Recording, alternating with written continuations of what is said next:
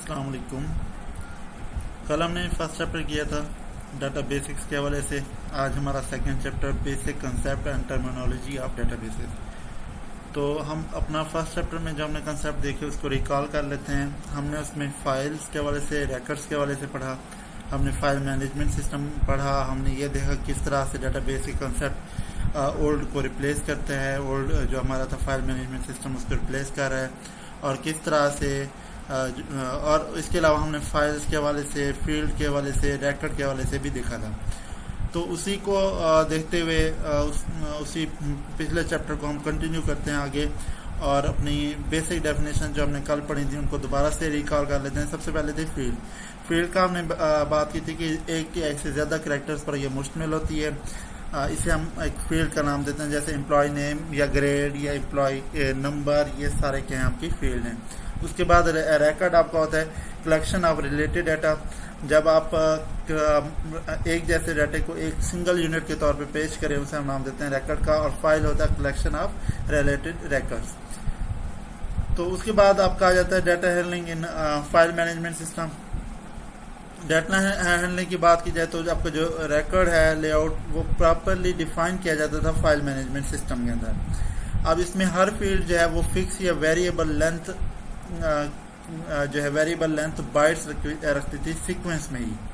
مطلب آپ جتنی بھی فیلڈ بننی تھی ان کی جو لینتھ ہے یا تو وہ فکس کر دی جاتی تھی یا وہ ویریبل لینتھ ہوتی تھی، اور ان کو آپس میں اکٹھا ہی ایک جگہ پہ فکس کر دیا جاتا تھا. اسے ہم نام دیتے تھے ریکارڈ کا.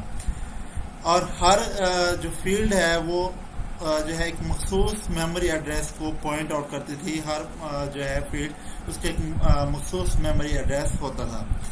اب یہ جتنی بھی ہیں ان سب کی ایک، جیسے ہم نے بات کی کہ ان کا مخصوص میموری ایڈریس ہے، تو ان کی مخصوص ایک لینتھ بھی تھی، اور اسی لینتھ کے حساب سے ان کے اندر ڈیٹا جو ہے اسٹور کیا جاتا تھا. تو ہم مطلب یہ بھی کہہ سکتے ہیں کہ جتنے بھی فیلڈ نیم تھے وہ صرف نیم ریفرنس کے طور پہ استعمال ہوتے تھے، اور اسی کے اندر باقی ویلیو سٹور کی جاتی تھی. اس کے بعد ایٹریبیوٹ، رو اور ٹیبل کا کنسیپٹ آتا ہے. لیٹ 1960 میں جو ریسرچرز ہیں انہوں نے ریلیشنل ڈیٹا بیس کا کنسیپٹ دیا فائل اسٹرکچر کی جگہ پہ.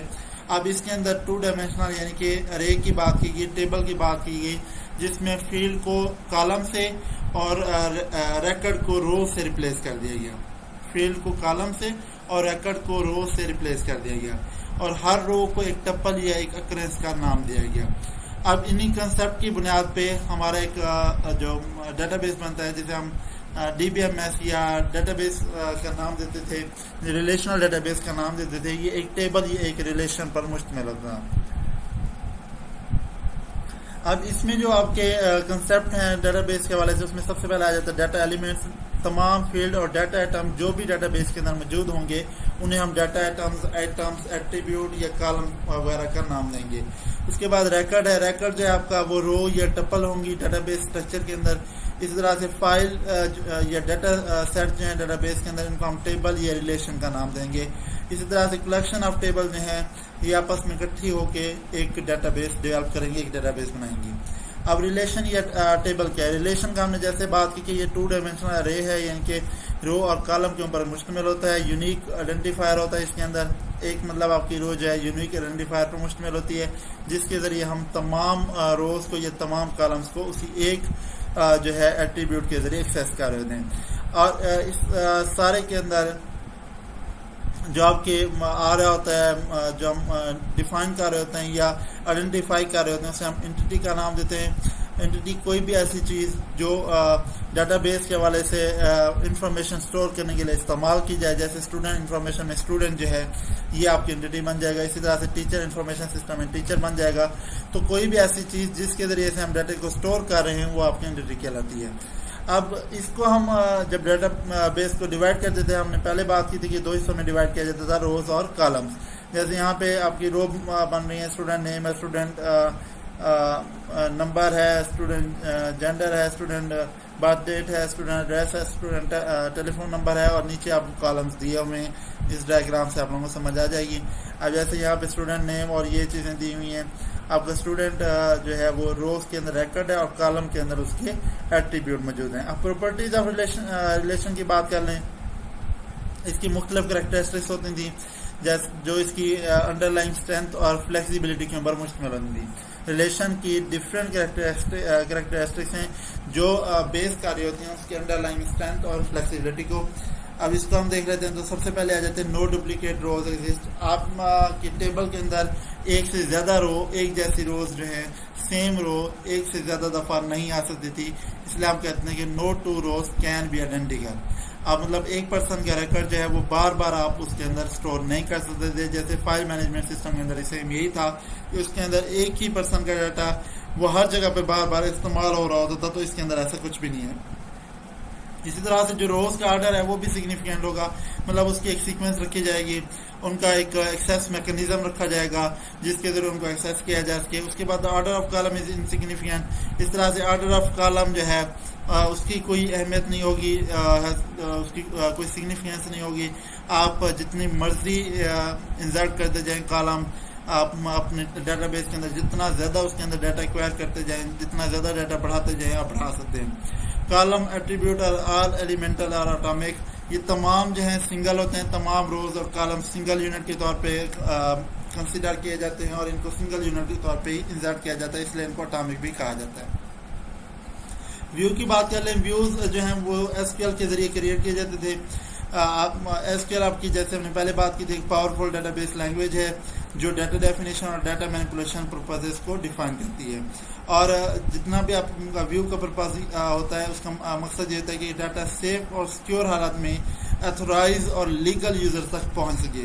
تو ان سب کو کریٹ کر رہا ہوتا ہے ایس کیو ایل. اور ایس کیو ایل بھی اپنی کیوریز کے ذریعے، جیسے یہاں پہ کیوری لکھی ہوئی create view student view as select student number student, تو ایک کیوری آپ کو یہاں پہ دی ہوئی ہے. اس کیوری کے ذریعے آپ جو ہے ڈیٹا کو اپنا ویو کرتے تھے، ڈیٹا کو چیک کرتے تھے، یا اس کے اندر کوئی اپڈیشن کرنی ہوتی تھی وہ کر سکتے تھے.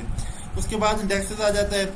اب انڈیکسز آپ کا یہ ہے کہ جب بھی آپ کا سسٹم ڈیولپر یا ڈی بی اے جو ہے ٹیبل کریٹ کرتا ہے تو اس کی باقاعدہ انڈیکسنگ کرتا تھا، باقاعدہ اس کو انڈیکس اس کو کریٹ کرتا ہے. اور یہی انڈیکس ہوتا ہے جو relational data base management system کے اندر وائٹل رول رکھتا ہے. اسی کی بنیاد پہ آپ جو ہے اپنے ڈیٹا بیس کو آسانی سے چلا بھی سکتے ہیں. اس کے اندر کوئی چینج کرنا چاہ رہے ہیں، اس کو اپڈیٹ کرنا چاہ رہے ہیں، وہ بھی کر سکتے ہیں. اس کے بعد نیکسٹ ہمارا کنسیپٹ آتا ہے کیز کا. کی ایک سنگل یونٹ یا کمبینیشن آف سنگل ون اور مور فیلڈ ہے، اور اس کا مقصد ہوتا ہے کوئی مخصوص ڈیٹا کو ریٹریو کرنا، مخصوص ڈیٹا کو پوائنٹ آؤٹ کرنا، مخصوص ڈیٹا کو فیچ کرنا یا اس کے اندر اپڈیٹ کرنا، اس کو ڈیلیٹ کرنا. تو کیز کے ذریعے ہی ہم یہ سارے پروسیس جو ہے کرتے تھے، یہ ساری کیوریز جو ہیں پرفارم کرتے ہیں.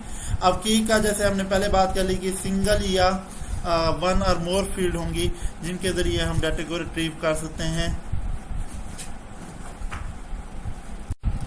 Types of keys. کیز کی جو ٹائپس ہیں اس میں سب سے پہلے نمبر پہ آتی ہے پرائمری کی. پرائمری کی جیسے کہ آپ لوگوں کو پتہ ہے کہ ایٹریبیوٹ کو یونیکلی آئیڈینٹیفائی کرے. کسی بھی ایک ایٹریبیوٹ یا کمبینیشن آف ایٹریبیوٹ کو جب یونیکلی آئیڈینٹیفائی کرے گی اس کے رو یا ریکارڈ کو، اسے ہم نام دیں گے پرائمری کی کا.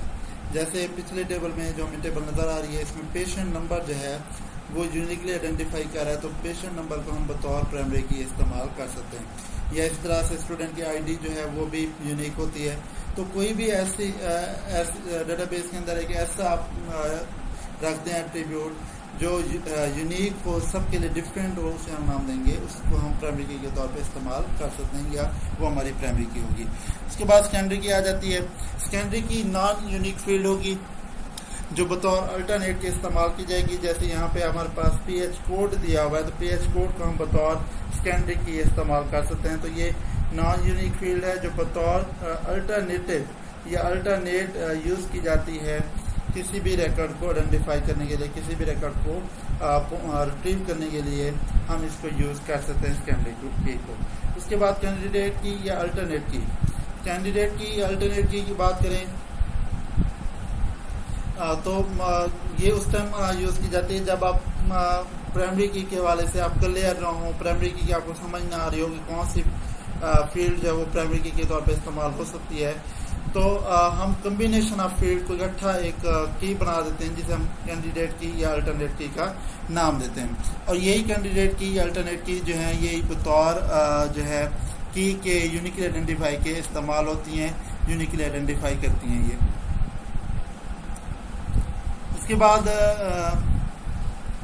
कैंडिडेट की बाद हमारे पास नेक्स्ट आ जाती है कंपोजिट की भी 2 या 2 से ज़्यादा एट्रीब्यूट को जब हम इकट्ठा कर देंगे, इकट्ठे बतौर की यूज़ किया जाएगा तो वो कंपोजिट की कॉन्कैटिनेट की कहलाएगी। ये कैंडिडेट की और अल्टरनेट की एक टाइप सवर की जाती है। जैसे कि यहाँ पे हमारे पास इस्तेमाल हुआ है पेशेंट आईडी नंबर, इसको हम बतौर कंपोजिट की या कॉन्कैटिनेट की यूज़ कर सकते हैं। इसी तरह सॉर्ट कंट्रोल की है, ये तरतीब देने के लिए, डाटा को फिजिकली सीक्वेंस देने के लिए। आप डाटा को अपनी नीड के हिसाब से जब सेट करना चाह रहे हो, उसको एक तरतीब देना चाह रहे हो, तो उसे हम जो की इस्तेमाल करते हैं वो सॉर्ट या कंट्रोल की कहलाती है। उसके बाद फॉरेन की है। फॉरेन की एक ऐसी की होगी जो प्राइमरी की होगी, लेकिन वो दूसरे टेबल में जाके बतौर फॉरेन की इस्तेमाल होगी। तो फॉरेन की जो है वो आपकी डिपेंड करेगी टोटल प्राइमरी की ऊपर। जहाँ पे प्राइमरी की होगी उसे हम पेरेंट टेबल कहेंगे, और जहाँ पे फॉरेन की होगी उसे हम डिपेंडेंट टेबल का नाम देंगे। तो फॉरेन की का यूँ समझ लें कि दूसरे टेबल में 2 टेबल अगर हमारे पास हैं तो एक टेबल में हमने प्राइमरी की बना दी, वही प्राइमरी की जब दूसरे टेबल में मौजूद होगी तो बतौर फॉरेन की के इस्तेमाल होगी, उसे हम फॉरेन की का नाम दे देंगे। उसके बाद यूज़र आ जाते हैं। यूज़र वो लोग होते हैं जो कंप्यूटर को इस्तेमाल करते हैं, कंप्यूटर का नॉलेज रखते हैं, कंप्यूटर साइंस इंफॉर्मेशन टेक्नोलॉजी को समझ सकते हैं, उस पर काम करना जानते होते हैं, उन्हें हम यूज़र या एंड यूज़र का नाम देते हैं। अब उसमें सबसे पहले आ जाता है डाटा एडमिनिस्ट्रेटर। इसकी जो है रिस्पॉन्सिबिलिटी तमाम ऑर्गेनाइजेशन का डाटा को मेंटेन रखना, डाटा इकट्ठा करना, डाटा को एनालाइज करना, डाटा के ऊपर जितने भी उसकी डिज़ाइनिंग हो रही है वो सारा काम करना, ये डाटा एडमिनिस्ट्रेटर का काम होता है। उसके बाद डाटाबेस एडमिनिस्ट्रेटर, इसका जो रिस्पॉन्सिबिलिटीज़ हैं वो डाटाबेस को डिज़ाइन करना, उसको मेंटेन करना, उसको मैनेज करना, उसको ऑपरेशन करना, ये डाटाबेस एडमिनिस्ट्रेटर का काम होगा। इसके पास डाटाबेस और डीबीएमएस के हवाले से नॉलेज होगा, एक्सपर्टीज़ रखता होगा, कंप्यूटर स्किल होंगी, टेक्निकल बंदे के अंदर स्किल होंगी, कम्प्लेक्स सॉफ्टवेयर और हार्डवेयर को जानता होगा, उनको इस्तेमाल करना जानता होगा, तो ये डाटाबेस एडमिनिस्ट्रेटर होगा। उसके बाद ये चैप्टर हमारा सेकंड जो एंड होता है। तो 2 चैप्टर हमारे हो चुके हैं सेकेंड ईयर के। इंशाल्लाह हम कल 3rd चैप्टर से अपना स्टार्ट करेंगे।